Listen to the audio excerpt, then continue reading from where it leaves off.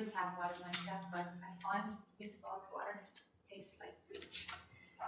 Oh, Yeah, best to run it a bit before, usually that will go away after a minute or two. Yeah, So that's just when, Pardon? let it sit a little bit? yeah, or let the tap run for a bit. Yeah, okay. Yeah, what happens if the water is up and used, the chlorine builds up at where it stops. Yeah, but still safe. It's just there can be an odor to it, a taste to it.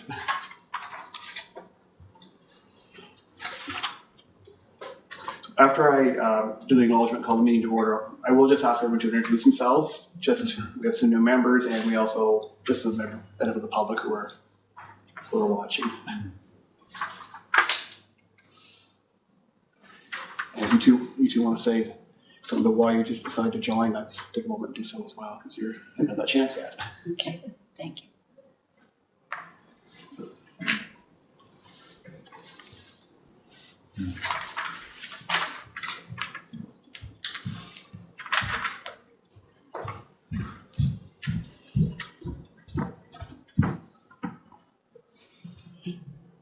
Certainly not the coldest. Thank you. Could you do it? That's what, yeah, Very I was gonna go around the other way. Thank you. Appreciate it. You go ahead and Good. Okay. Well, good morning, everyone. Welcome to the meeting of Smith Falls for All Committee for Thursday, November 2nd. Our open meeting with our land acknowledgement. On November 2nd, 2023, we acknowledge the sacred land on which Smith Falls is now located as a site of human activity for over 10,000 years and has rich and indigenous history. This land is the ancestral and unceded territory of the Algonquin Anishinaabe Nation. We are grateful to the Algonquin ancestors who cared for the land and water in order that we might be here today. We're also grateful to the Algonquin people for their contribution in the making of the Rideau Canal, which runs through Smith Falls. We are mindful of broken covenants and the need to reconcile with all their relations. Together, may we care for this land and each other, drawing on the strength of our mutual history of nation building through peace and friendship, being mindful of generations to come. I'll call a meeting to order at 9:02 a.m. I'm just going to give everyone a moment to introduce themselves for members of the public who are attending, and I'll start with, to my right, Chris. My name is Chris, and I have the honor of being taught by Indigenous loved ones, teachings that have opened my eyes to understanding the way we were meant to walk together as sisters and brothers in peace and friendship. I am a non-Indigenous woman, but I've also stood for women and children for a very, very long time. And against violence, I support survivors of many types, including residential school survivors, missing murdered Indigenous women, and I've lived in this town for some time. And as you may notice, I also have had some experience in the field of disabilities and understanding of the Ontario Disabilities Act. So basically, I'm called to community build. Nice to meet you all. You too, Chris. Can we have Sean check the volume levels? Just want to make sure we can be heard fine from down here. Janet? Hi, I'm Janet Sinclair. I joined the committee because I think there's a need for everyone to be welcome in the town. I wasn't born here, I've only been here 10 years, but I want to see more people come. Thank you. Peter? Hi, I'm Peter. I sit on town council and glad to be here. Hi, my name's Gwyn. My pronouns are they, them, which is probably itself an indication of why I'm interested in being in this committee. I'm also a permanent resident, so I'm a newcomer to Canada. Been in Canada for 3 years, living in Smith Falls for about 1.5 years. I'm hopefully here to help represent all the people in Smith Falls who came out to the Progress flag across the wall and the flag raising. I think they need a voice here, so here I am. Thank you. Mitra? Good morning, everyone. My name is Mitra Ghaffari. I'm a newcomer to Canada. I came to Canada in 2012. I'm a permanent resident presently, and so I moved to Smith Falls about 2 years ago, and I'm very happy that I'm one of the residents in this beautiful town. I would like to contribute to the community and make Smith Falls a welcoming place for everyone, and so that they feel the equality and they feel the importance as the other people. I'll come back to you in a minute, Dion. Nicole? Oh, hi, I'm Nicole Croto. My pronouns are she, her. I'm a proud member of the 2S LGBTQI+ community, and I am Indigenous. I believe that diversity is very, very important, especially in policymaking, and that is what inspired me to sit on this council. Thank you. Hi everybody, I'm Ellie. My pronouns are she, her. Born and raised in this town, now raising my little one in this town. I love this town. I also think this town could be more welcoming and inclusive and diverse. And I want that for our community and for our neighbors and again for my little one. So that's why I'm here. My name is Katie, and I've been in Smith Falls for 20 years. I wanted to join because I wanted to learn more myself, and I also feel that there's a need. Thank you. And Sean Panko, Mayor and Chair of this committee, and I believe it's wonderful to have such a diverse group within this committee in a community which is growing and becoming more diverse. And we all know there are unfortunate attitudes in the community that still retain racist, homophobic, anti-Islamic, all the variety of attitudes that are not welcome in our community, and are part of our role here to try and help educate and inform and ensure that everyone knows that Smith Falls is truly a community for all. And so we'll just move on. We'll come to Dion in a moment, but ask for approval, motion for approval of the agenda. Moved by Ellie, seconded by Gwen. All in favor? It's carried. Thank you. Adoption of minutes. Motion for adoption of minutes for the last meeting. Moved by Kate, you weren't here. I was here. Oh, you But weren't- I wasn't a member. Yeah, that's right. We're Oh, not a member okay. yet. And moved by Mika, seconded by, you weren't at the meeting either. That's true. Okay, Shannon, thank you. All in favor? Okay. Technicalities. Disclosure of monetary interest? I see none. So we're gonna move on to our delegation, and I'm thrilled to have Dion Nolan here today. Dion, thank you. Dion took us through a smudging ceremony downstairs before we come in. We really appreciate that, and we're here to listen and understand. Ani bojo kwe kwe, soki pani kwe indigenous, makwa dodam gadaragwe and donjaba, Harrowsmith and Da. So my traditional name is Soki Panikwe, and I am from Gadaragwe, which is the Mohawk word for the urban community of Kingston. It means where we go to gather the limestone. So I'm from Gadaragwe, and I live in Harrowsmith.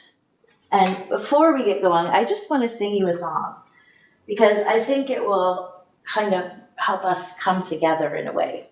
And I am the Indigenous Navigator at the Cancer Center. I do a lot of teaching and workshops, and I help out with the new docs and family medicine and things like that. Mostly I work with patients though, but in my role is also doing workshops and things. So normally what I do, and I'd love to spend some more time with you when we have more time, is I bring my medicine bundle, which is in a suitcase that wheels. And I show you what I use with my patients. And it's all traditional medicines and sacred items, including my drum. So I usually talk about the stories that go with the medicines and teachings that go with the sacred objects and things like that. So if you are open to it, I would love to come back sometime. It takes about an hour. It's up to you guys. But what I would sing, there's songs that have vocables that are just like just the noise, the sound, like way, hey, and then there's songs that have words like Anishinaabe kwe vidas moza bimwe do de bimo de zewen. That's the one I'm going to sing for you. It's a woman's healing song. And the words are Anishinaabe kwe vidas moza bimwe do de bimo de zewen. And it means I am an Anishinaabe woman walking on a good road. And living a healthy way of life. That's kind of how it roughly translates, but anyways.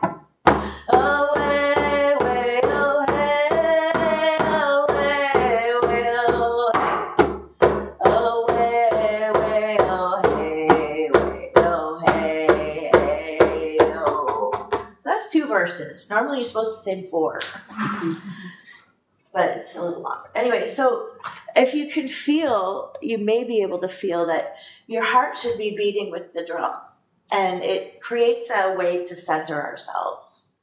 And so I use healing songs and the sound of the drum as a way to help patients center and meditate or pray or whatever they need to get out. I'll put that away.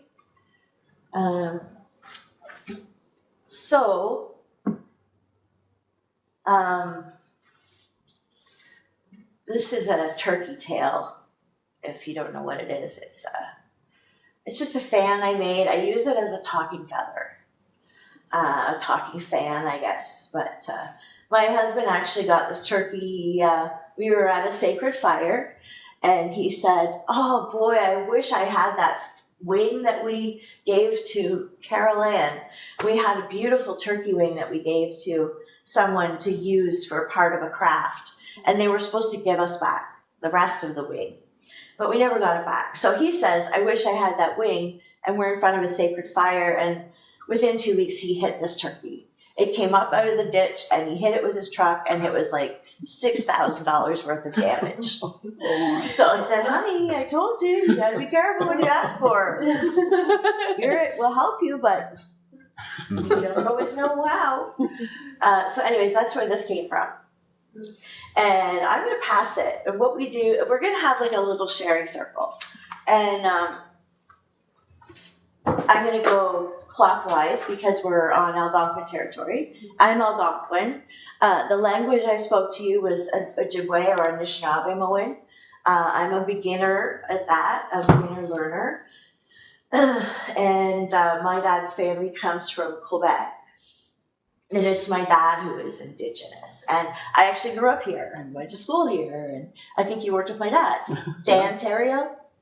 No, I don't think so. No?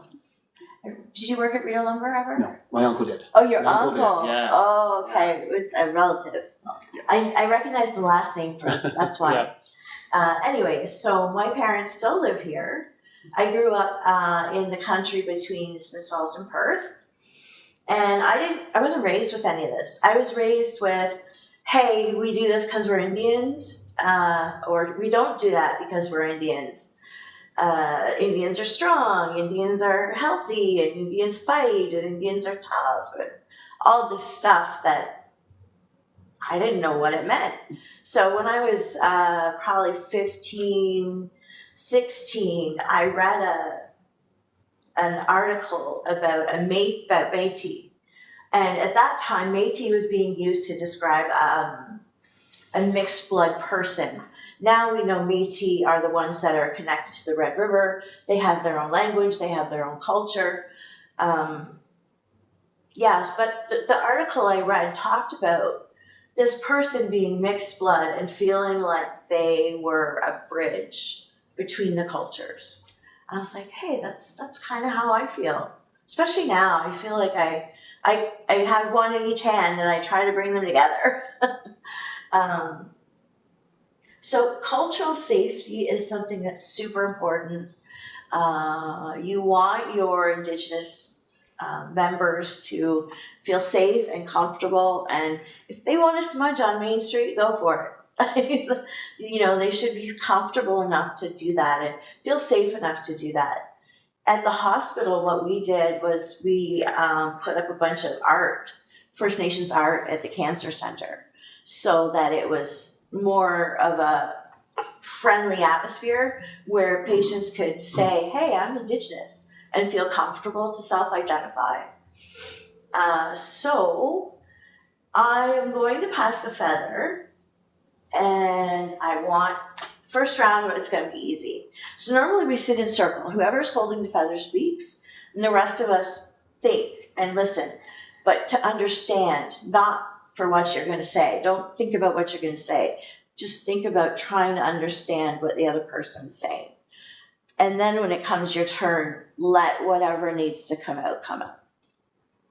And so each round usually has a question or a topic, or I'm a circle facilitator too. I used to work at Wabano in Ottawa. So I thought a circle would be kind of fun and you could get a feel for what we do. And so what I would like to know is, I would like to know how you're feeling today and what animal are you? If you had to be an animal, what animal would you be and why? So I'll go first. What do I feel like? Maybe a turtle. I was up early and I feel really slow. Miigwech, I'll pass to you. Thank you. Feeling great today. I feel very fortunate and blessed to be here and to have this opportunity to learn. And I feel like a wolf. I feel like I'm leading the way in some way, or chasing something. I'm not sure which it is. I'm happy to be here. I'm feeling a little, there's lots to learn and meet people. I don't know many of you, know a few, but interested in getting to know everybody. I think I'm a cat because you can just lie around and somebody feeds you. There you are. I'm feeling good. I'm excited to be here and to learn and participate, so thank you. It's a funny question in the sense I've been watching Nature Channel all morning with my little one. And I was thinking this morning, I feel like an elephant. They're big and got a big presence, but maybe don't say so much. And they're chasing after their little ones in the mud, and that was me this morning. So yes, thank you for the question. I feel really good today. The smudging ceremony was amazing. Feel rejuvenated after smudging always. If I was an animal, I think I'm gonna steal your cat. I just love cats, and I feel I feel like they're just awesome. I don't know. They love you when they want to love you. They take a step back. They're always there. They're a good support. Miigwech. I've had a very conflicting day. I woke up very, very early, very sluggish, but was very much looking forward to meeting you. Even after 2 emails, I was really looking forward to meeting you. But I also have the funeral of a loved one this afternoon, which I'm not looking forward to. So I feel kind of sloth-like, I guess, today.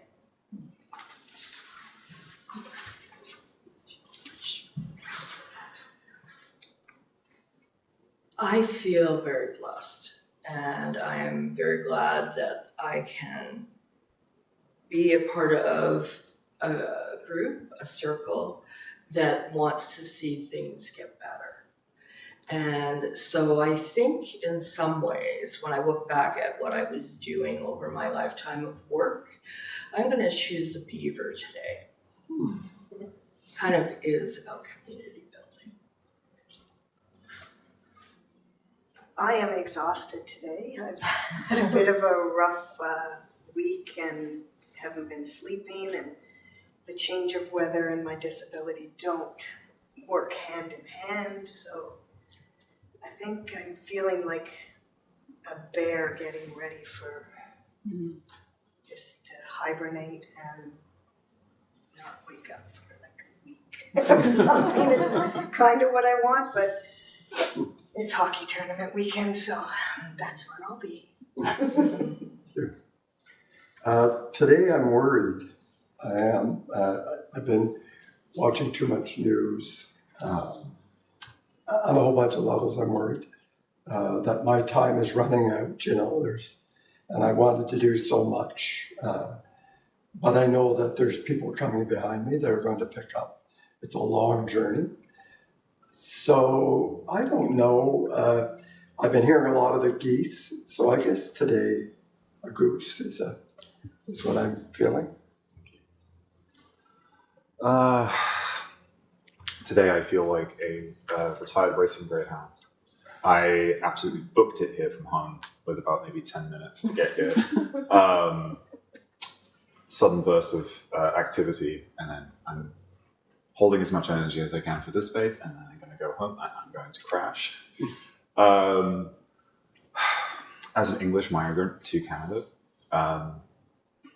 topics of reconciliation are quite a sore spot for me, reflecting on things that I had no control over, but a situation that I have inherited, and the processing the shame that comes with that is often difficult, but I know that it is work that needs doing. Thank you for being here.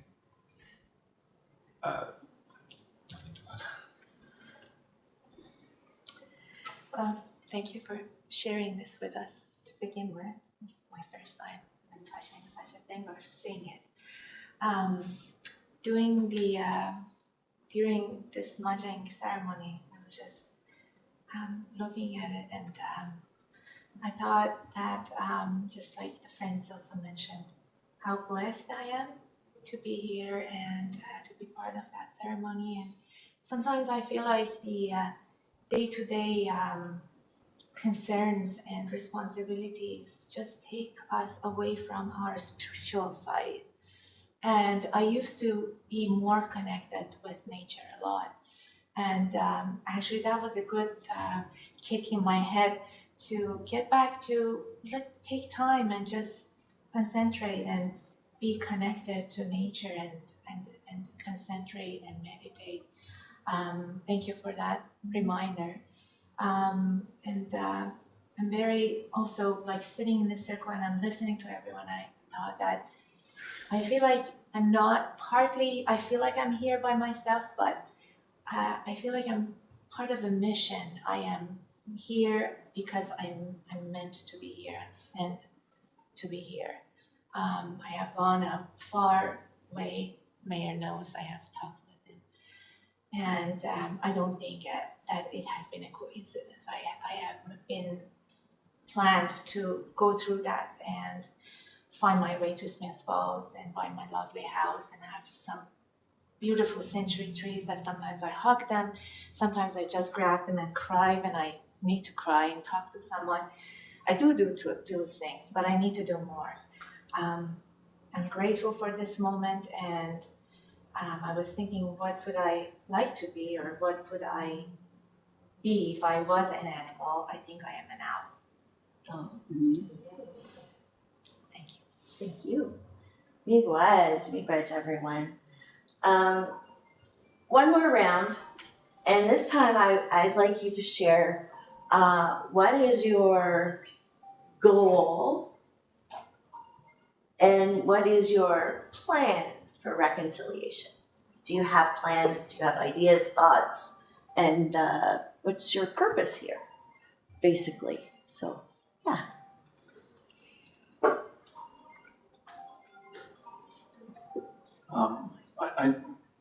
I've tried to, over the last several years, learn. Took an Indigenous Studies program to the University of Alberta, and it was incredibly insightful. And I've learned that everything I've previously been taught in my life regarding our Indigenous population and the history of colonization was not really accurate or true.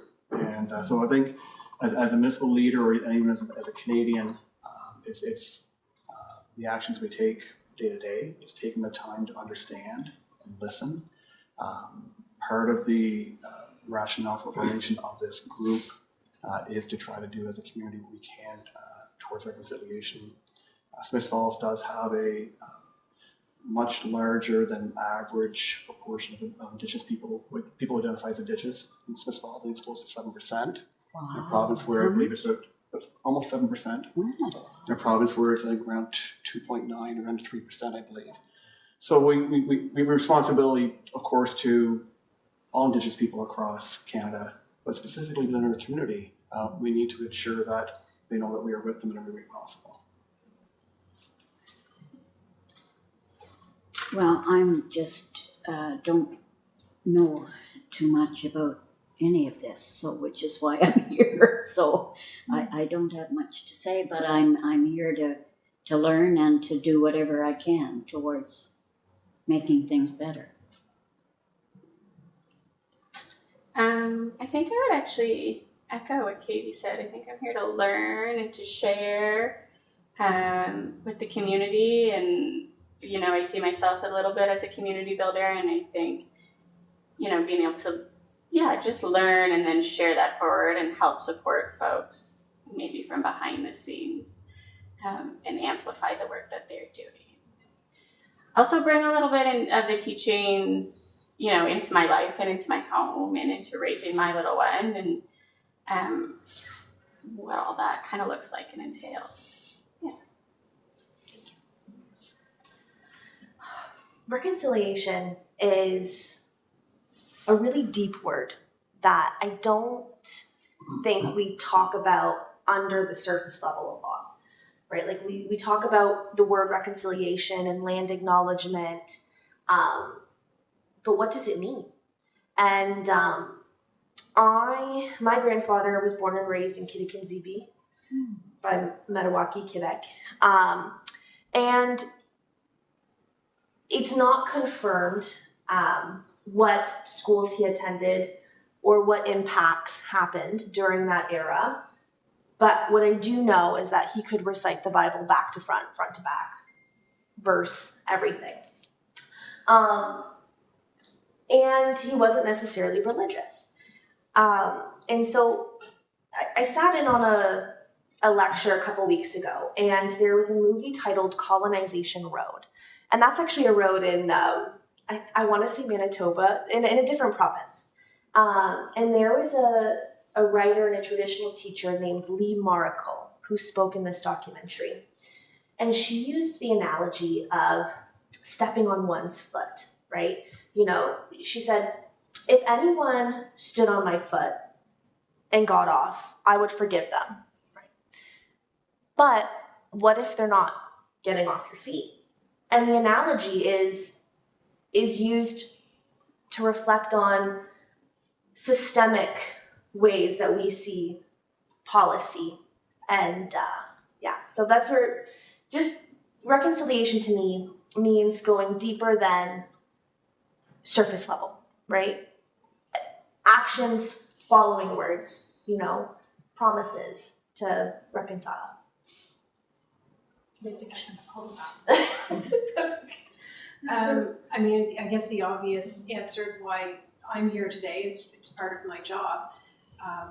But I'm very grateful that I am, and that Mayor Panko asked me to be a staff resource on this committee, because I've been able to meet all of you, and I think all of you guys are rock stars. I love listening to all of your stories. But to echo what Ellie had said earlier, I would love to my daughter to stay in Smiths Falls, as I have, and think of this as her community. But I'd like her to think this community to be an inclusive community for her when she's an adult. I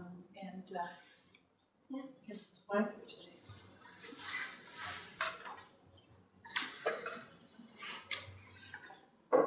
I have been blessed with the opportunity to learn. One of the first teachings that was ever given to me by a remarkable Anishinaabe woman was, we're always learning. So that means that no matter what, if we listen, it's possible to find out that there are other ways that actually can enrich our lives. I'm also called to be a truth teller and a bridge. I am a non-Indigenous woman. I'm always truthful about that. But I've been given the honor to live out some First Nations teachings, like the grandfather teachings and the Great Law of Peace. And part of that was what the Creator intended, which was awakening me. There is a medicine wheel and Anishinaabe teachings and other teachings, I'm sure, that talk about, and I share this as these teachings were given to me.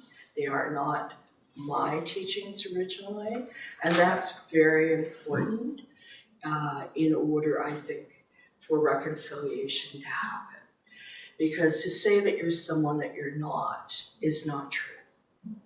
And the one thing that's important is that I have learned that I represent my ancestors. So in my case, my ancestors were guests on the Mi'kmaq and Beothuk people for more than 170 years. And therefore, when the word genocide is used, it is a truth, because there's an actual statement where my family's, not meaning that it was every one of my ancestors, but back there with the colonial influences in my life, the Beothuk people slowly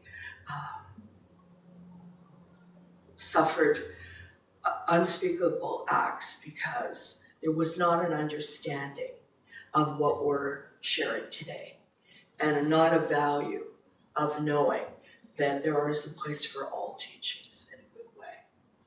So it's important to be able to use words like that in my belief of walking forward, because true reconciliation for me is to walk every day in a good way, with a good heart and a good mind, which is connected to teachings of the Haudenosaunee people and have to do with living in the way that we were originally intended to live.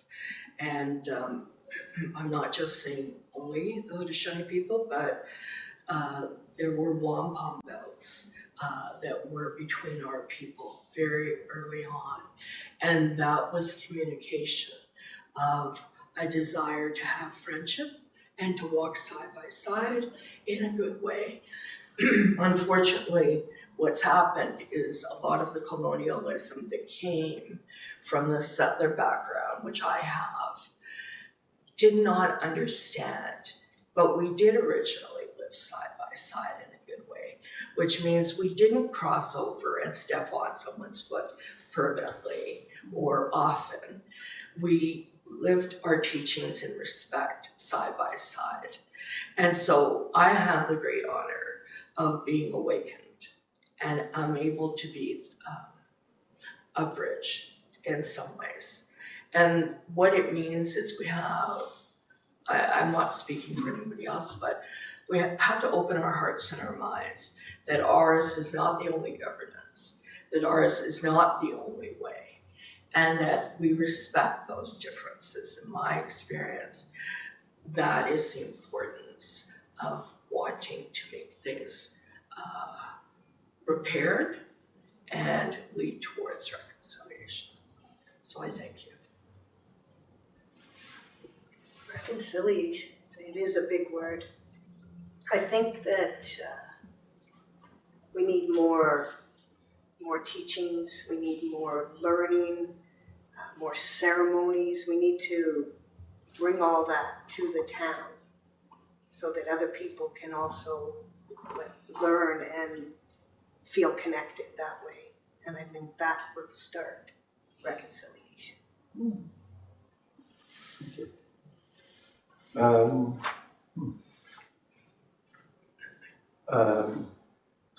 I guess reconciliation, for me, I'm very practical and I have opportunities to influence. I have power. And I am a good listener. I work at it. I always work at it. And there are changes happening around us, and First Nation, Indigenous people's voices aren't being listened to around a lot of those changes. So where I can, I say, where is this voice? It's not here. And what can I do to help bring it to the table? I don't pretend to speak on behalf. I just know that when that voice is missing, really practically, I chair our local public health board. And the government has mandated us to merge with other public health units because we're small, we need to be bigger. And they put a line in there, and I think it's a throwaway line, that the Indigenous people of Eastern Ontario should be and must be consulted in this change so that we do it properly. So I pick up on that, and because I have influence, somehow I will work with others to make sure that voice. So it's simple, it's practical. The teachings, I worked with Wabano a long time at San Diego Community Health Center, and Wabano like 30 years ago. Wow. When Wabano was starting. So where Wabano was situated in Ottawa, a lot of the Indigenous street involved people were coming to our health center, and Wabano was too far away. So we created a bridge to welcome. So we had to start on that journey that we were a bridge so that they could get to Wabano, because they were very familiar with us and Wabano was new. So we started, and that was really helpful. I said, oh, I'm a bridge. I can help connect, like you talked about sometimes. Yeah, so that's what I'm up to. I've not been in this community long enough to start making bridges, but I can speak from the perspective of coming from the original land of the colonizers, and how surreal it was to move completely across the other side of the world and to have an Anglican church set on the high street, or to go to towns like Perth with architecture that is very oddly familiar to me. My wife is Métis, Haudenosaunee, if I recall correctly, and even she was shocked to learn only in university truths that should be far more widely known. And obviously back where I am, they have a very gentle way of teaching about the history of the British Empire. And to come from a place that lived off of that surplus of having all of these places all around the world to feed in resources into an industrial society, and all of those problems seem so far away. And then I moved here 2020. Early 2021 is when, at least breaking in the news, because obviously this was happening the whole time, more information and more public revelations about the activities that happened at residential schools here in Canada, all with a very misguided notion of doing the right thing for those people, for those children, and to then return home and try to explain this to my family, who to them that seemed the most ludicrous thing in the world. But it's very real. It absolutely, we have so much concrete and anecdotal evidence for the people whose lives got completely turned inside out by that. And this wasn't something that happened hundreds of years ago. People were at school the same time that I was. So, I mean, yeah, as a white person coming from England, possibly the best thing I can do is shut up, sit down and listen. But the only thing that I really can share is that perspective that I do have of coming here and it all being so new to me, and understanding how deep the unintentional ignorance can be when you're not taught something. The first step is visibility, so that people even start asking questions in the first place, so that you can then give them the answers. I'm very grateful to be here, and processing all of that shame is my own business. But I'm glad that we're all here and that we're trying to make things better, although ideally the work would never need to have been done in the first place.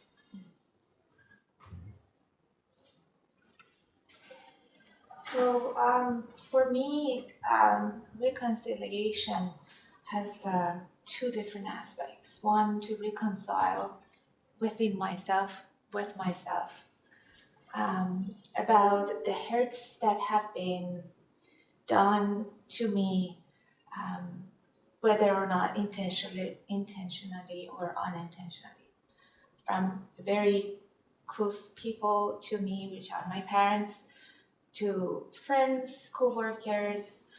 I just have learned, or I'm coming to the understanding that you cannot necessarily control people around you. People would think, people would do what they want to do. And sometimes I have been told to, for example, avoid some group of people, but I was looking at them because I'm coming from a poor family background, financially poor, and I realize now that when I look back, I see that some people really do not choose to be born or live in that kind of situation. They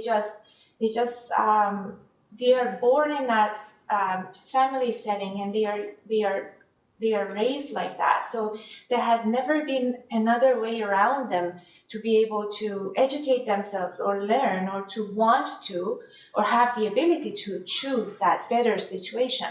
So for us to not to be judgmental about people and also forgiving and understanding the backgrounds and the behaviors will help us and enable us to be more light and be in peace within ourselves. And as you just mentioned very well, when we walk outside, we have a peaceful heart and open eyes to be able to see how we can.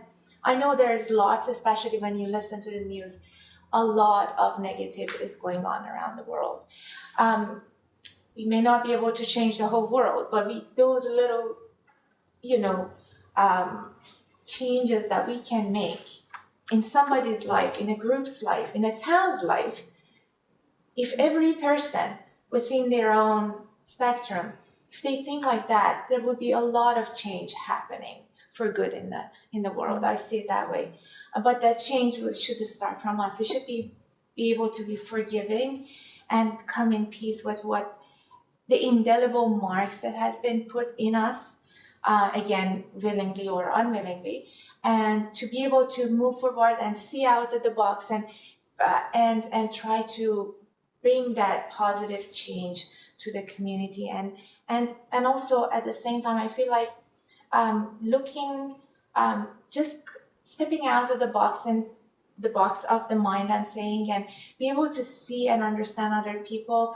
And if somebody asks us a question, we don't get offended, but that helps us to just go back within ourselves and listen to that and think about it and analyze it.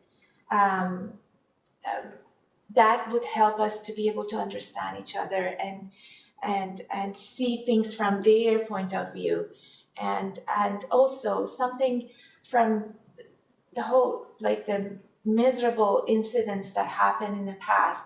I have thought about that. I think about things a lot because of my life situation. Also, I don't have a family in Canada. I live by myself at the moment. I do have a lot of time to think, and I spend that into good thinking. I have thought about that Reconciliation Day and what has happened to those families, which is, I'm not a parent, I'm not a mother. I can't really just say something on behalf of those mothers who lost children. But what I can say as a person who lives in this age, not in the past, is that maybe we can appreciate those incidents and those pains and keep them in mind. But moving forward, we can make the community in a way, build the community in a way that that's the purpose that we are here, to be a good community, a safe community, a respectful community for everyone, regardless of their background, their origin, their language, their faith. We want to be united. That's what we want, so that things that happened in the past, they don't happen in the future, hopefully. That's the purpose. Thank you very much. Thank you. Miigwech, everyone. There's a couple of things that came up I wanted to just talk about, and then I'll close us out. Your shame. It's called white guilt. I'm very familiar. And it happens. It happens. And I would say take that and use it as fuel to take action, you know. And the other one is, what was the other thing I wanted to mention? Was about unity. And oh yeah, I wanted to talk about allies. So a word for all of you now is allies. But a better word is accomplice. If you can be an accomplice, that's even better than being an ally. Because that means that you're helping us, you're in the trenches digging with us. So I would say allies are great, but strive to be an accomplice. And so I'll just bring our minds together one more time before I close out. And I just wanted to say miigwech to everyone for your attention and for listening and for participating. And I hope that you have safe journeys on the rest of the day, and that the rest of the day is a beautiful day for you. It looks like it's going to be, the sun's coming out. So yeah, miigwech. That's all from me. Thank you all. Thank you so much.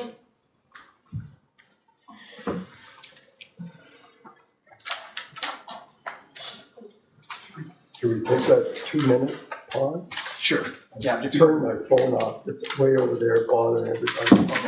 and just before we do, I just want to, on behalf of the town, Oh, a small token of appreciation and a few memories, and the vital Smith Falls, which will give you a chance to learn about miigwech. even Indigenous presence here, of course, hundreds of years ago.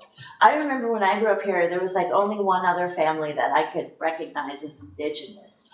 And it was not easy growing up here. It was not fun.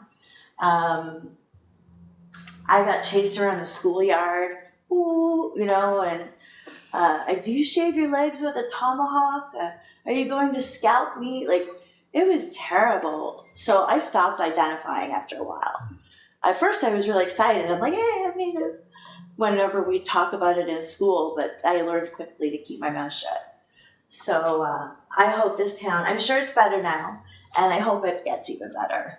That's why we're all here. Yeah. So again, thank you for everything you've done today, and I think it's a very powerful experience for all of us. Oh, miigwech, thank you. So we'll just pause for a 2-minute break, and Sean, please. Or is it just me? No, I need to do. Does it make time to go to work and coffee? Does it? No. Okay, I hope it's not. are you okay for a hard hug? Oh, sure, yeah. I'm an accomplice, I'm sure that's a shock to you, Sean. Thank you so much. Thank you. Okay, I'll be back shortly. Well, just next item on our agenda is developing an allyship ambassador program. And so it's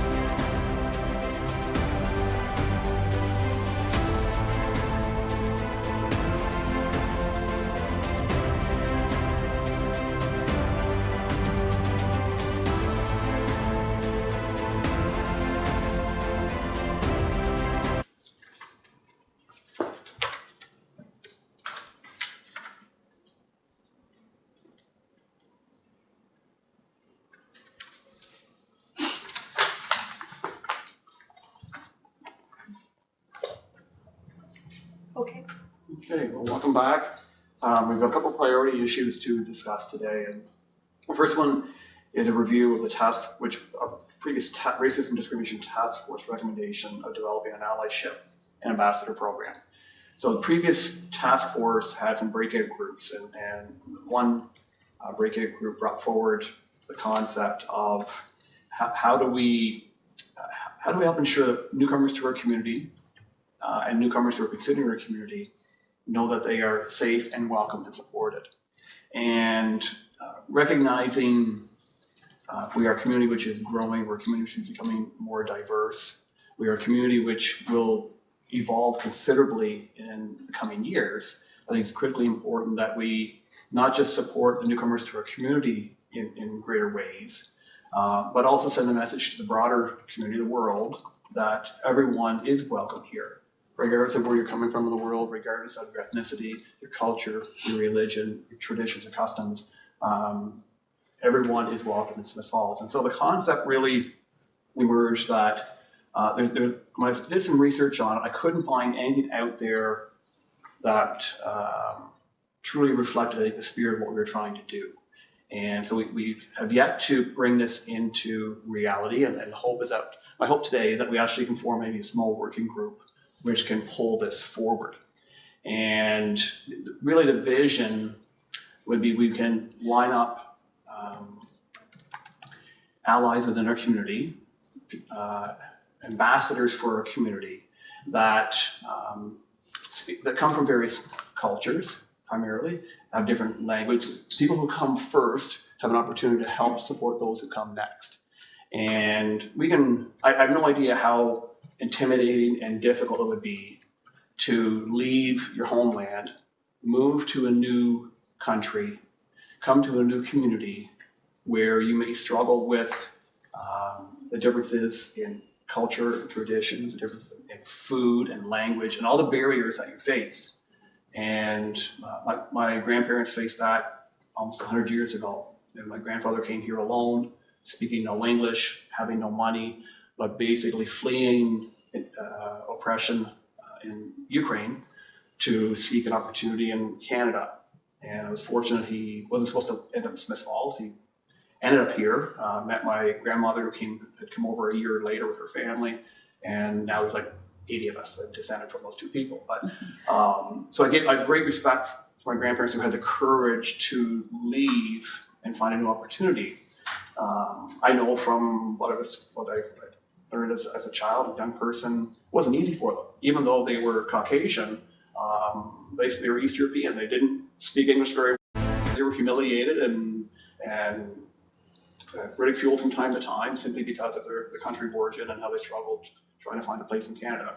And I want to make sure that, even though the world has evolved considerably, I want to make sure that Smiths Falls has the opportunity to help support people when they arrive. And I think we have a lot of new arrivals into our community in recent years. And I assume there's many small communities within our community of support. But I think I'd love to see us create a program where we can help connect people to resources. When they land here, we have someone who's going to be their mentor and ally, can help connect them to a family doctor, a dentist, to help them lower barriers, find housing, and make sure that they can be comfortable within our little world. And at the same time, I think if we can recruit these people to be part of this group, a section on the town's website where anyone who searches would know that, oh, here is somebody who may understand me. And if I come to this community, I know I'm going to have that kind of support. So I'll just open up for conversation, but I think it's something we had brought forward probably 3 years ago that we weren't able to quite gain traction with. But I think we've got this group here today, which I believe can help build the framework for this, lead to a recruitment of people from our community, and provide some resources to help ensure that anybody who chooses Smiths Falls can thrive. So with that, I'll just open it up for conversation. I believe there's an organization, there's a collaborative in the social services community. And I believe there's an organization that focuses on Lanark and Renfrew that focuses on immigration. Local Immigration Partnership. Yes. Is it something that maybe we could do? They, I think they could provide some help. They have one staff person for Okay. 2 counties. Yeah. So they can provide some resources and probably some guidance. So we could have them come and actually speak at a future meeting. That'd be awesome. Yeah. Katie? What about, when I first moved here 20 years ago, the welcome wagon existed. Does that still exist? Not to my Why not? knowledge. Yeah. I think it's, That was the first person, it was Pauline Anderson. yeah. And, I mean, she had all the information about everything that was available in town. She found out my interests. She gave me information to go here, there, where it was wonderful. I mean, that's the first line of communication with every first, now how you find out who moves here, I don't know. Well, I think, But she would tell us. yeah, Pauline seemed to have a way of knowing. I've been in touch with realtors and stuff. Well, the Smith Falls Welcomes Ukraine group is probably an example. So we go back 2+ years ago, the conflict started in Ukraine, and millions of Ukrainians had to leave the country to find safety elsewhere. And so at the time, a small group, it was grassroots development in the town, came together and said, well, we're likely going to have Ukrainians who want to settle in Smith Falls, or we're prepared to welcome Ukrainians into our community. And fundraising happened, some donations happened, and this group came together and was able to welcome a number of Ukrainian families into our community and assist them when they got here. And again, it's the same thing. All of a sudden, you're dealing with the trauma of what just happened to your life, and arriving here, the language barrier. So you try to do anything, and you're running into challenges. So having that support really made a difference in the families that settled here. So it's sort of, so that one that they've actually not gone completely dormant, but they're still in the background. But these families are now thriving. So it's sort of building on that type of concept as well. So I guess if there is a way that Town of Smith Falls can put an announcement out calling for volunteers from any minor community members who would like to participate in this pilot project, that we want to, we would welcome their help, so that in case there is someone that chooses Smith Falls as their town of residence when they arrive in Canada, we connect them to those volunteers from those communities. But first of all, I think we need to find those people who would like to participate in this and contribute as volunteers, so that when a family arrives, and also I think we need to have a kind of a well-structured website, or part of the town's website to this purpose. That we have this program. Under this program, when you arrive to Smith Falls, there are these like opportunities that we can connect your child with a child that can help them or guide them through schoolwork. We can show you around the community, help you get a family doctor, or how you can register your list and name on the waiting list to get a family doctor, and so on, with a person from your own community who speaks your language. But we need to spot those volunteers first, I guess. Or if they know the language, the English language, and what can be possible, even if necessarily there is no person from their country, but there is a volunteer who can connect with them and help them through this integration process. I guess we need to spot those volunteers and take it from there. And as a woman living with various disabilities, it cannot just be on the website. The website is one form, but it must be also communicated in other ways. I've been saying this for years because I myself cannot use our website. So the other thought was what came up earlier, Dion, of accomplice/ambassadors, because it needs to be everybody represented in Smith Falls. And we can't forget any group. And I think in part, that's what, keeping an open mind, we are here as a bridge. So that if we get to know of those individuals that you're discussing and sharing with, then we would be able to do, because there's some people in our community that will never walk into the town or will never walk into a church, but they would go to a healthcare center and they would go to the library. And that used to be a large sort of central safe place in the past. So just want to throw that out, maybe even the high school, because there may be young people coming. Bring back the welcome wagon or whatever and advertise it, that, you know what, you can either call this number, and then they will hook somebody up with somebody that they either identify with or speak their language, and then go from there, you know, get a booklet ready in English first and then go from there. I think might be a place to start. It's a friendly face that, I had a friend just move here a couple of years ago, actually I think it was just last year, and he's like, where's my basket of fruit? He was joking around, where's my welcome wagon? Yeah, she had things to give from other businesses and everything. Just, and even cards from other businesses. And here's where you can go for this, you can get a nice meal here, if you like Ukrainian food, they cook it really good here, that sort of thing. I think it's just all sorts of resources available for people. A one-stop shopping sort of thing. So for example, Just I guess to understand what we're trying to fix. We're making assumptions, and you have to be just careful. A person of color you haven't seen before in your town, maybe they've just moved from Toronto and they're very acclimatized to the Canadian. So I don't know.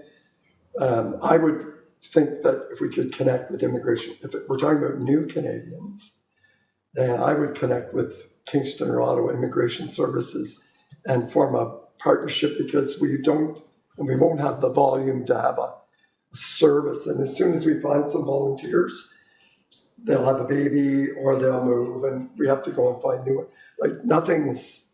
We won't have a formal program that you can keep.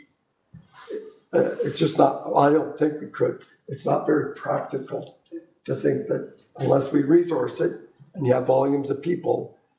So I would I'm thinking about having a relationship with groups that do this in large volume and say, okay, we have a new family that's moved in. What advice do you have for us? It's the welcome wagon is generic, and maybe that's not the right word, but that is a generic and for all welcomes everybody. But it's a first base. What can I do for you? And it's like nothing. Okay. Yeah. Then you found out when I was delivering food during the pandemic, I found this wonderful new family. I asked around, who are they? Like it was through the health center that I found that they needed food. And wonderful family of color. They spoke no English whatsoever. It was French, and we were communicating. It was a lot of fun, but it was difficult. And I'm saying, and they were in a little apartment. I'm saying, how did you get here? And how can we? I had the same feeling. How do I help you? Well, I think it's 4 or 5 years ago, the town actually had its own local immigration partnership. Yeah. And it was funded from the federal government, and then the funding ran out. But it's unfortunate, but though at the time, there wasn't a great need for it. Whereas now, the need's much greater. So I think one thing we can do is go back and see if that funding envelope has been restored. If that is, and we qualify for funding, that would enable us to hire staff resources for this purpose. And I think to your point, Peter, there's people, there's first stage and second stage, obviously, and there's also people who may not be a visible minority, or they're simply moving from another community coming in here, still having one resource to connect, to make community connections is valuable probably for anybody. But the federal government, I also read this week, is developing a program to encourage more immigration into smaller communities to try and help to take the stress off some of the areas of Toronto's and Calgary's and Ottawa's of the world, which don't have the capacity to manage the influx that's happening now. So we could end up seeing more direct immigration to our community, or certainly people who decide to move from a larger center to here. I also think places like Interval House are crucial. Because often people will end up possibly at a shelter, and women and children need to know that if they are going to consider a community, that it's a safe community, but you may meet a variety of people because they will have a variety of people that they will service. Mitra, you had your hand up a moment ago? I'm sorry. You had your hand up a moment ago to speak? I forgot what I wanted. Okay, okay, I will try to remember. okay. Anyone else? Just the partnership rather than just to try to do this ourselves. I think either with the county or with Lanark Renfrew or with Immigration Services, they've got a lot more experience. So don't start from scratch. We don't need to start from scratch. And so you were suggesting there were 2 people want to go away or 3 then. This whole working group is sort of carry the ball on this. Right. And, So that it's more than just talking about it, like what action could be put? yeah, I think that group could spend more time trying to develop a plan and connect with the LIP, connect with a variety of resources out there, Interval House, United Way is funding, and all the potential connections that are needed to maybe put this together. And there are some programs out there which maybe something has changed since I looked at it, but there may be some programs we can sort of emulate and take advantage of in creating our own. I think it's maybe Smith Falls solution. Primarily. Mayor, something that I see to begin with is just that commute. If somebody wants to choose Smith Falls as a place of living, what if they are not working here and they are working in Ottawa or the other towns around, and they don't necessarily own a vehicle? So that's another barrier. Also with considering the raising amount of fuel prices and everything, it's not within everybody's budget to provide themselves and their families a vehicle. I think that also separates the little towns, that they could be good potentials in the future to welcome new population. But we need to make this connection between the Smith Falls and Ottawa. There's not as many businesses that can provide enough employment for the people who would like to choose any town, any small town. So they would naturally look into working in bigger cities nearby. So that's something that we need to look into if we would like to build that structure, which is very good. I really am pro and supportive of this initiative. But I think we need infrastructures first, which is one of the main ones is keeping the commute. We used to have a bus. I have heard, I never used it myself, and it stopped by the COVID, they said. So things like that can make it viable for people if they would ever want to consider Smith Falls as a place of live and work in Ottawa. That would really help. Yes. And then also, of course, reaching out to stakeholders and get their experience. What are the obstacles that they have been through, so that we know them and we are ahead of the ball. We are ahead of the game. So. Thank you. Gwen? It's just a follow up. So hopefully high capacity passenger rail is coming through Smith Falls towards Ottawa. What is that? So more of a standard commuter rail track alongside the existing freight line that Via Rail goes through. I've looked into this because my wife and I both have employers in Ottawa. So the earliest Via Rail train leaves at 10:30 a.m. So not exactly great for commuting. One, it's obviously with big infrastructure projects like rail, it's going to take a couple of years, but maybe once that starts to materialize, there will be a series of stops and communities along that line that maybe we could contact to be like, hey, so, we're going to hopefully get some more commuter traffic through here. Do you want to start building partnerships for people who work downtown in Ottawa but want to live in communities further out? But that's all up in the air at the moment. It's 2030 something, I'm sure it'll come in. Exactly when we had a 6:30 morning train here before COVID. and they did away with it. And I do think the town could advocate to get that train back. I think that's a huge disadvantage that we now live with, because I have reasons to be there and I can't get where I need to go half of the time. It's sometimes medical and other reasons as well. We recognize the transportation barrier is huge, and it was part of our strategic plan last term, which I think got somewhat derailed by the pandemic, and it's part of our plan through this term of council as well to try and help find solutions. We had a delegation from a group just a week and a half ago about a rural transportation group wanting to do a feasibility study for connection for more of a regional model for public transportation. More local, yeah. So I think there's some things underway, and we are in regular conversation with Via Rail. So we're part of that. We're fully expect to be part of that new route. Whether we are, that's probably 2030 at the earliest. Well, what happened to the fact that we already had something that worked? Yeah, so I need to check in with them, and we have talked about having an elevated level of service. I'll go back, because I think there was some comments that they were looking at that as well. I think it's limited right now. Okay, so a couple of things emerged in that. I'm wondering, like, one, is there a few people within this group who would like to help lead the way on this? And secondly, I wonder if we should be reaching out to the community for newer immigrants to our community to help also be part of this group. Maybe it's a working group of this committee, because they're the ones who have the frontline, firsthand recent experience. And that's something we could probably just do through social media and some advertising to see if we could maybe get 2 or 3 people from the community who are not part of this group but would be wanting to help develop this. Definitely, yeah. For example, like in Ottawa, people who I have taken their help when I arrived, and I didn't have absolutely anything to settle down.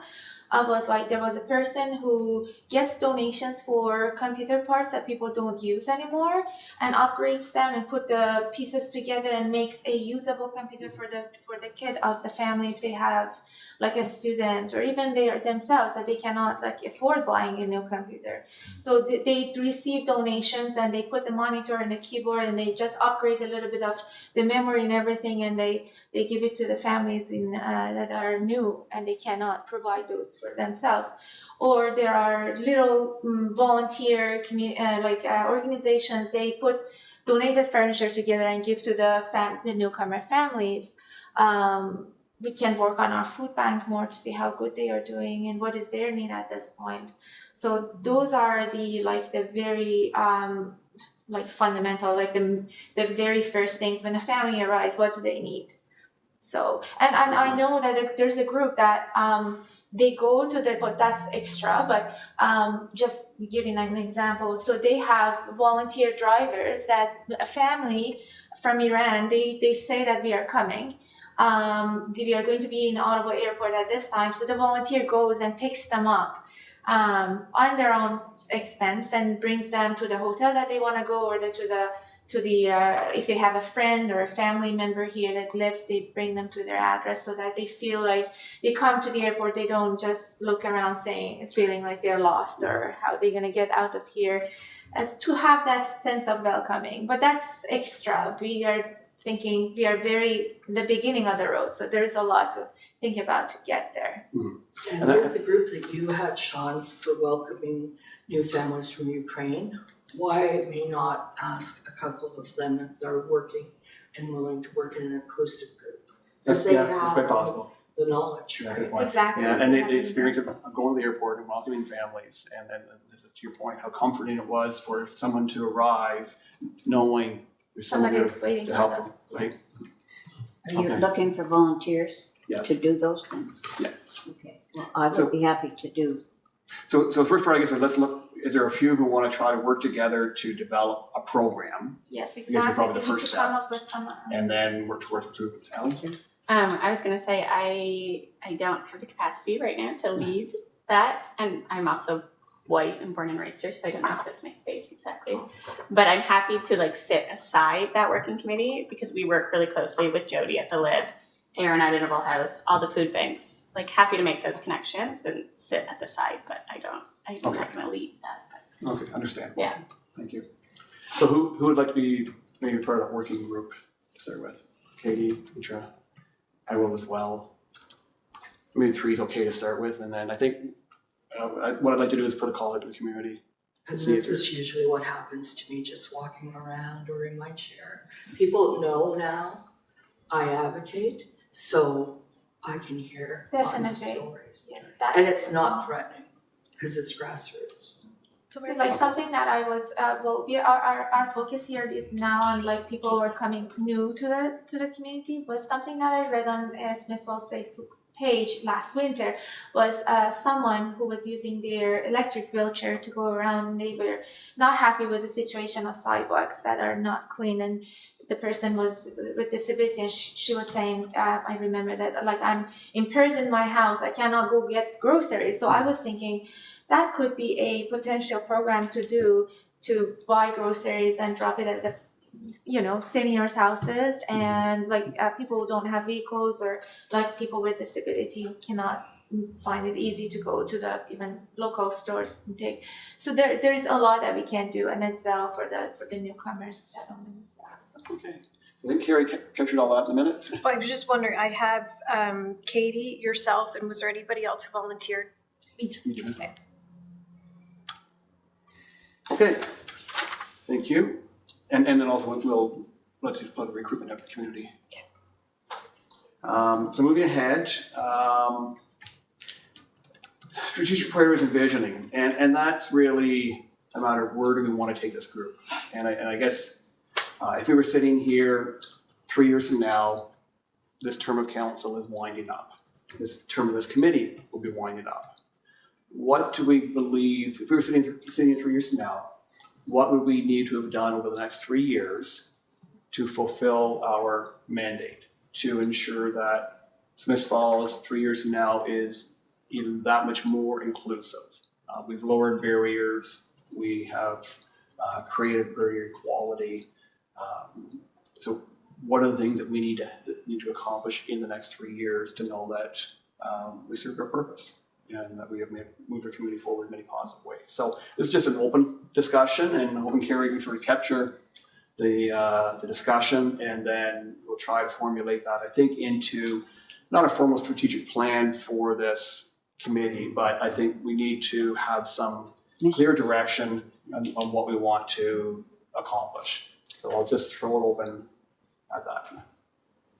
So if we came up with a mission statement, The vision, mission. idea, Yes.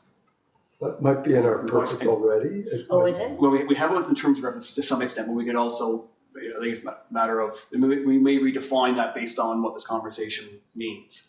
It's having a work plan.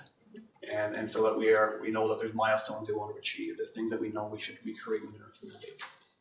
To go back to the task force, there was things that came out of that. The land acknowledgement came out of our task force. Holding a special ceremony for the National Day of Truth and Reconciliation came out of that task force. They also plan to have a healing garden, which is very crucial. Yes. That we see that manifest. And it's still in the works. The challenges are we have to get approvals from Parks Canada and archaeological study and all these factors, of course. But anyway, so we haven't given up on it. It just takes longer. And I'll be the reminder of it constantly, so that'll be it. But my big thing would be, do not lose the focus that we do have to deal with hate in this community. And what do we do when it occurs? And that means in all forms. And that's why I won't let go, even though I'm culturally different by being gifted these teachings. I will not let go that we do not react as soon as misogynist, homophobic, act of hate, racism, thank you, yes. And it has, I believe it has to be all of our hearts to make that happen. As a decision maker around council, I would hope that at the end of 3 years, that many of the planning documents or policies that council, not many, some of them, would consider, I'd say, I want input from this. So there's action, and then there's your wise counsel. So one is coming up is the public art. There's a discussion coming at some point a new policy on this. Why a crosswalk? Mhm. Why is that part of public art? And so I'm expecting some backlash from people who don't want to see symbols. We're seeing it everywhere. So I want to be able to refer some of these policies before they come to us, to this group, and get advice and use the wisdom. So for me, it's proactive as well as thoughtful consideration, experience that you'll help council make better decisions. So I'm hoping that can be part of the work as well. And I understand that there are some pink benches. I want to suggest we have one that's red by the Hummingbird Monument to symbolize missing murdered Indigenous women until that healing garden takes place. The pink also symbolizes LGBTQ, but also bullying, I think. And I think one bench could be painted red and put in that area with a plaque, because I think it's long overdue. Yeah, and for every noble and thoughtful idea that you have, there's another group with different ideas about what public art or what it shouldn't be. So council is going to make a policy around how do these things get approved, and what is our statement around these public expressions. It's also about being committed to acts of reconciliation that are acts of reconciliation. So I guess then in terms of priorities, then in terms of looking at things that will have the most impact on community, it is indeed like preempting inevitable, politely, questions around certain Advice, decisions. Yeah. So looking at what in the calendar is coming up in terms of community feedback that may have some negative feedback, and how we can have in place policy or at least advocacy ready for when those occur. I don't know what that calendar looks like, but in terms of prioritization, it would make sense to have those ready in advance alongside other stuff that's going to take a really long time to implement, stuff that will have the biggest impact. Because a lot of this, there is the nature of there is only finite time. There is finite resources, and that things will need to. So it's going to take 3 years. Then we should probably start it now.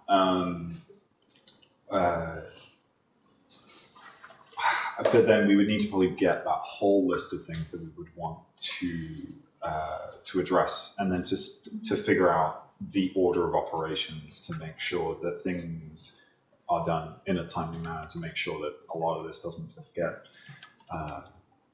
stuck in purgatory, well-meaning purgatory. To have an action item, I guess, but that's what you mean, right? Like Oh, to is have it- like a list of what we are heading to. For that, yeah, in terms of strategic priorities and visioning, if we're going to maybe at a future meeting or something, just get it all printed out and get any advice around how long it might take, what stakeholders we have, who we need to contact, any red tape around, for example, Parks Canada archaeological survey to make sure that we're not digging in the wrong place. I feel like it's that thing with inclusion where we want all voices to be heard.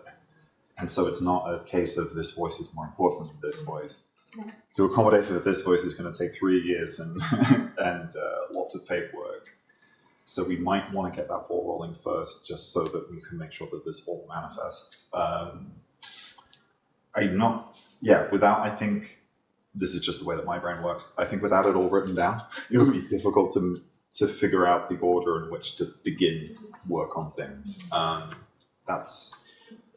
that's the approach we take to our strategic plan for council. We've got it all laid out over the next 3 years from now, with individual objectives, a breakdown of the work plan each staff is looking after, which staff member is looking after it, and the timelines when it will be implemented. So I think we can do the same thing when we put together our priorities. Yeah, I think that I think having that available would be very useful for making sure that we're staying on task, and also just for brains like mine, where it's just like, okay, this is all just floating up in the air, and I'm like, okay, but like, where do we start? I think to see that roadmap, and I appreciate things change, But to see that roadmap, I think, would also be very powerful symbolically, I think, as well, to show the amount of work that is in the pipeline and the volume of work that this community does. I think critics would probably say that we're all just sitting around saying nice words instead of we're actually doing a lot of groundwork for making actionable and very concrete changes in this community for good reason, for the objective of making it more inclusive. I think that's the end of my train of thought. May I add two items to actually what you mentioned is very good. That we come with a list of what we are going to do, or what are our objectives at least, and to take it from there and then see which objective in order to achieve that, what are the action items needed. What I was thinking between the previous meeting and now was also reaching out one of the organizations back into who can help us with what the mission we have. I'm not sure if they would be interested, but reaching out to the Canadian Royal Legion here, the veterans. They are retired, and probably I'm sure there's so many of them that they would like to have a voice here as well, and talk about their needs as retired veterans, and also they might also be willing to be more connected and also volunteer in terms of helping out. So that's something I want to say. And also because Smith Falls is a small town and we have lots of small towns around us, what we could do is to make a web. So we can reach out to Perth, we can reach out to Brockville, because I'm sure that their towns also, they are thinking about the same opportunity to making their town open to, the new population, or just making it a welcoming place for everybody. Maybe we can just connect with them and do things together versus just being secluded and just doing it on our own. I think that also makes us more successful.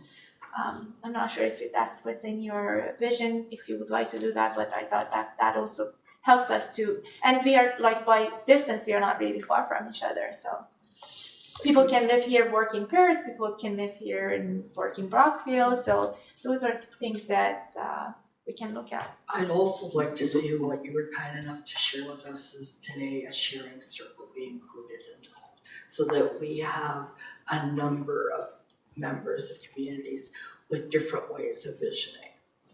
Yes, exactly. I was just going to ask about engagement, community engagement. It's like if you want to know what people need, ask them. Yeah. And that we do it with circles. We go into communities and have sharing circles, and we do research and sharing circles, and we do all kinds of things with circles. But engagement is so important. We did survey, you sort of led the task force a few years ago. We should bring that forward and share it as a group, and probably a good idea to say to do within a survey for more engagement, you're right. You don't want to build something and then nobody uses it.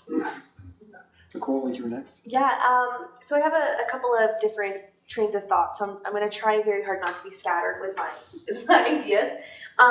The first is I think that it boils down to why was this committee created, right? What was the intentions of the committee? When I think about policies, right, was this committee created to help mold policies and to advise on policies? Was it created to bring in new initiatives into the town and maybe bring more diverse art or diverse experiences? Because I think that really sets us on where our missions and values and what our goals are for the future. I do think it's very important to be advised on all new policies. I think that is something that this group should have a voice in, whether it's extended or I just think that there should be more voices and advice. You know what I mean? You're picking up what I'm putting down. But I do think that this group should also work on new initiatives, right? I know that there is a lot of trouble with racism right now in our community, and that we need to target that. My other train of thought, who is responsible for I believe the term is banners on Beckwith. Right now there's a Remembrance Day banners. who's responsible For for Downtown Business Association. Okay, And the Legion, of course, Did did the, these banners. okay, because maybe that's something too that we could work into having, months set aside and having banners that represent what this committee is about and what our community is about.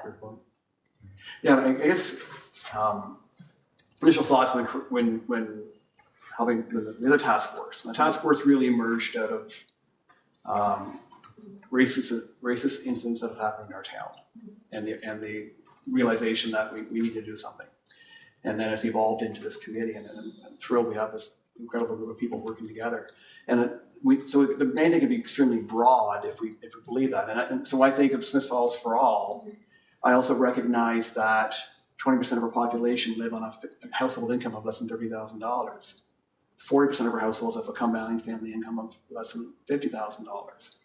And the challenges that so many people of our community are facing. So anti-poverty, and our council did make a vision statement during this term of council to try and help the people out of poverty. Well, that's a broad statement, and so much is beyond our control, but what can we impact? So if we say Smith Falls is a community for all, it's simply not, it's making sure we are diverse and we are welcoming, but we have to make sure, but we people live with disabilities, and we want to try and enable accessibility. We have an accessibility advisory committee, which is doing a great job there.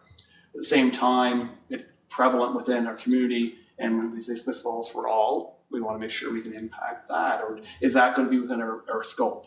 And the volume of people living in poverty is profound, and we know the difficulties that are there, have always been there, and are getting worse by the day from a housing, food security, inflation standpoint. So there's all those factors. So I think we have to determine how broad or how narrow focused do we want to be. I don't know if we have the capacity to do everything we would like to do, but also I think we don't want to be too targeted either. So I think that's why it's important that we have and this conversation might go beyond today, and maybe we have a method of putting together a few questions we can send out to every member of the committee when we have some time to sit back and think and help us collate our priorities and our thoughts and come up with a strategic direction going forward. And it may mean that we are fairly broad in our approach, but we have some very targeted projects that we want to I accomplish. think they have to be the community first, from what I heard about engagement. Like, we're here to serve, but we're not here to make the decisions without getting that. And we've had misogyny in our community as well. So there's many forms of hate over the last 10 years that I've been here that we've had to address. And we cannot let it go by, because something small suddenly becomes something we can't imagine. Anyone else? I've just a question there. Do we have a women's shelter in the Smith Falls at all? We won for Lanark County, a Centerville House. It's in Carlton Place, but it serves Smith Falls. Okay, but not in the Smith Falls Not necessarily. physically, no.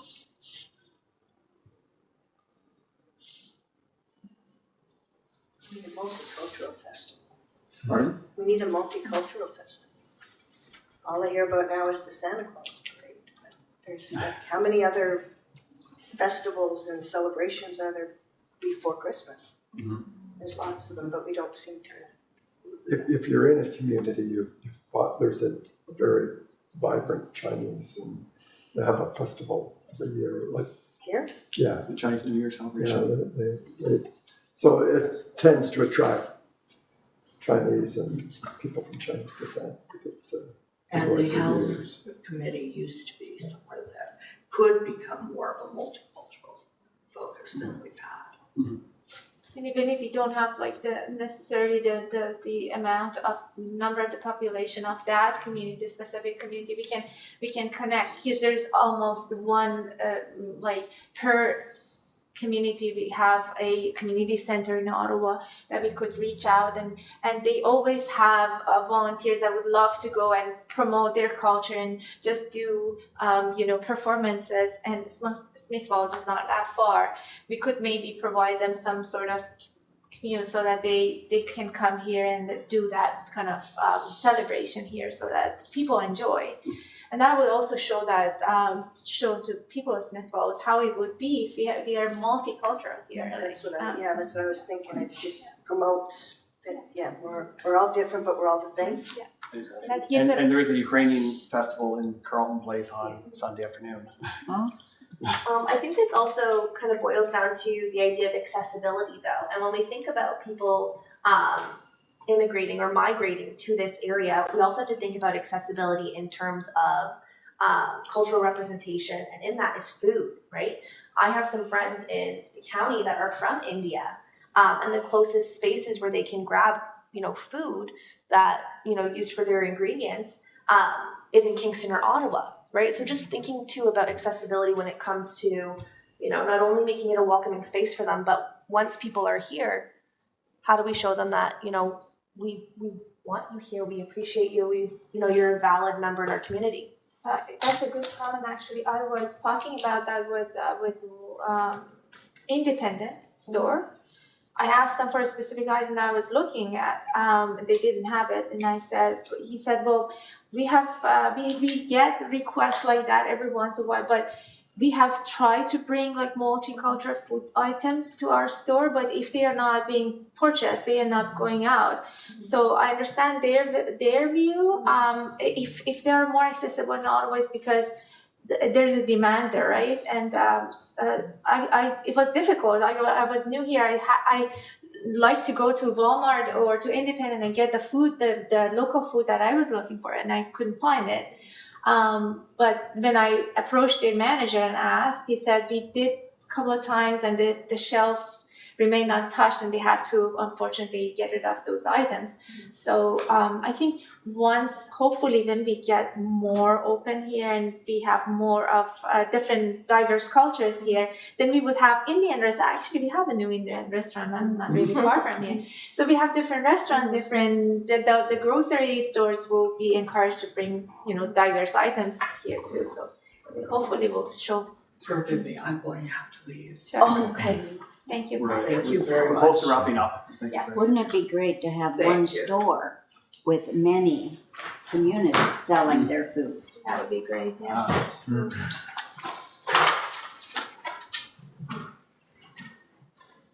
Hi, Chris. Bye-bye, take care, everybody. Nice to see you all. Nice seeing you. Take care.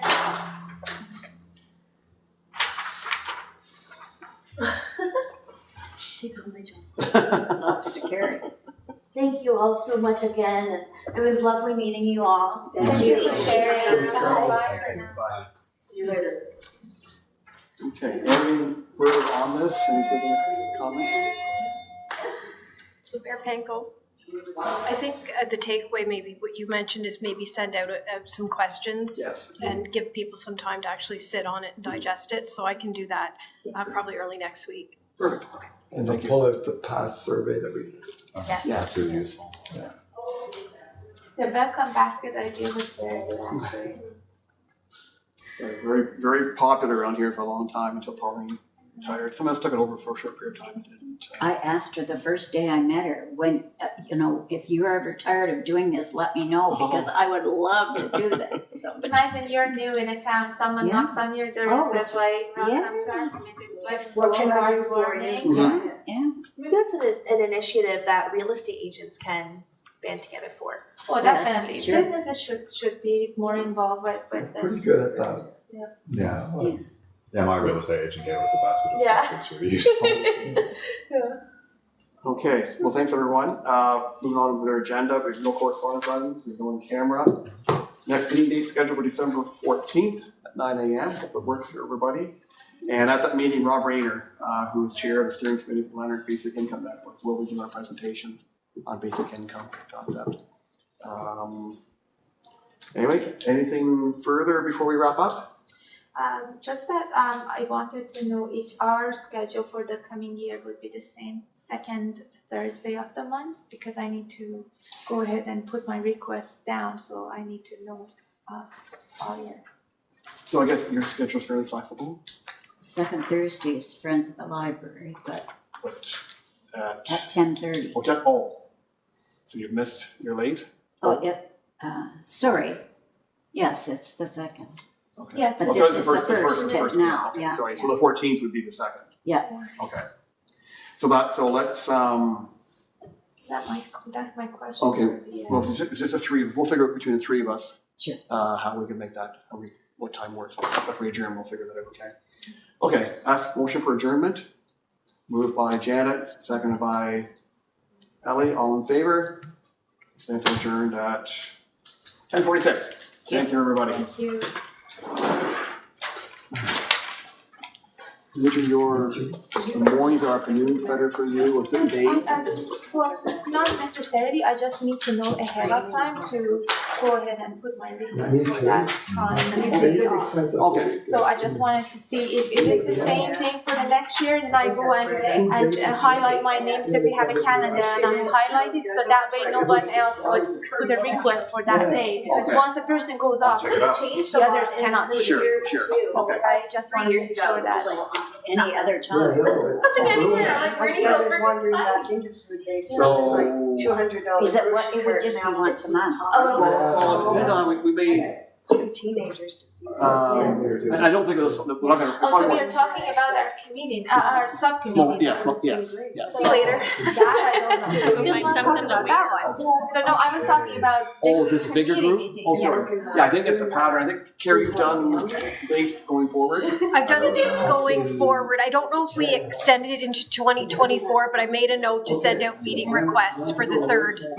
Yeah, so if something, like I can put my request down ahead of time, but if there's a month like today that this changes, I would not be able to get it, like to book 2 days in that. I think the group decided at one of our first meetings that it would be, but I'll fill everybody's calendars up for 2024. So you'll have those dates. Or maybe you can send an email to all the members, so you get a yes from them, and then I go ahead and. We'll do it, yeah. I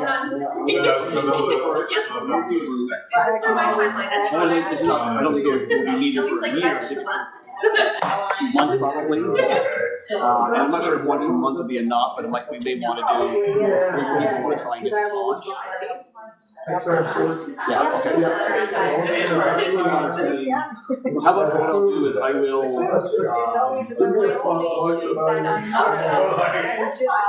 So now, just like. As I'm working on it, so that's the only issue that I have. yeah, okay, so morning or 4 o'clock. Yes, and but even after 4 o'clock, even if I cannot be physically here, I can just connect with you with my mobile phone sitting in my car. Like, because it takes me another hour to get to Smith Falls. Okay. Especially winter. Because I understand that like after office hours may not be so wide. It's a lot of easy. What I'll do is I'll look at my Hi, everyone. Bye, everyone. and what I'll try and do is I'll see if I find a time that is the same time every 2 weeks. Okay. And then I'll send that to the two of you, and then we'll, if that works, and we'll try and set the next 8 meetings, something like that, in our calendars. There isn't another day that you're already booked off For this month? or anything else? Oh yeah, this month and this month is November. Yes, I have some time in November off, and then I have got some time off for myself in December that I can be here. Okay, send me those dates then. Sure. So I we're off. I can accommodate that. Oh, thank you. And then for the next year, then I have to we will Yeah. Sure. Yeah, so that, we should be able to work within those days off. Okay, that's a good idea. Well done, Katie. Yeah, for sure. Okay, sure. I'd love to. Great. Thank you. Thank you. Yeah, and then let me know. Because if- eventually yeah, we'll probably have more people as part of that group. We want to put together Once we do send a little bit, something, call it. Yeah. put on the table. And I was thinking Yeah, like, perfect. I think it's the span of what we are trying to Encompass. encompass is so big that it may look overwhelming. I think you're right, like it's too big, we don't know what we're gonna do, like it's so Right. much. But with a list. With a list, it's better, much Yeah, better. yeah. The structure. Good, look at organized. Yes. All right, well, Super. great meeting. Thank you. Good to have you. Be in touch. Okay. Thank you. Bye, Peter. Okay. Yeah, it's just quiet up here. I was gonna finish my email and then I gotta go pick up my mom. Who died? Welland Mayor uses a new authority to name city's new CAO. Who's that? The Welland Mayor Oh, used yes. the Strong Mayor's Strong Mayor's Act, powers yeah. and hired the new CAO. And she's a place too. Malcolm was telling me, I can't remember where it was, where they once the strong mayor, he fired the CIO and some senior staff and replaced, sort of handpicked people to follow this woman's agenda. Well, maybe it was a good thing. I don't know, you know, Well, I'm not so powerful. Yeah, very, very American-like with it. So in Ontario, mayors have no more power or influence than either member of council. But there's an initiative the provincial government started to give mayors of larger cities initially special powers. And that's now permeating down to other levels. And what sort of powers, like? Oh, to hire and fire as you choose. Like some budget ones Set the too. budget. Budget, oh, yes. Budget. Overturn decisions of council in certain ways, so. I don't want it, and we got the council. Pardon? King Panko. There we go, yes. There's a US town now considering banning all public art. Yeah, that was what brought that up. Yeah, banning art, specifically any kind of artwork in any public A space. really right-wing Christian group has gone in. Oh. I read that story too, Carrie, and that's what made me think about our public art policy. Yes.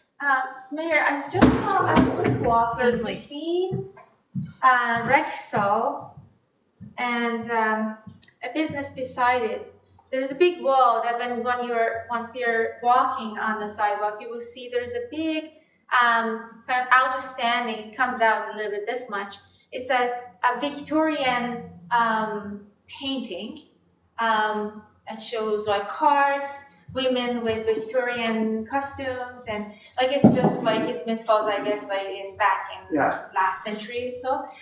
It's beautiful, and it's actually rotting and falling off. It's wood. It's made on wood, and it's falling off. It's breaking and falling off from the top. And as I said, this is beautiful. This shouldn't fall off. So I just wanted to tell you, if you ever Okay. had a chance to I'll walk take there, it, well, I'll do please it. get that saved. I'll be there this afternoon, I'll take a look at it. Precious. Yeah, we've had it on our radar. It's a funny one. Well, you may remember because we have an MOU with the artist who did it. So the artist who did it is we were in charge of installation. We think the artist who did it may have passed away. So there's no opportunity to try to fix it. But it's the rain is going, if there was a way to stop it from getting worse. So because- Property Standards is looking at it and trying to work with Pharma or whomever to have it removed from the building. Okay. Yeah, because we actually have an agreement with them. Like this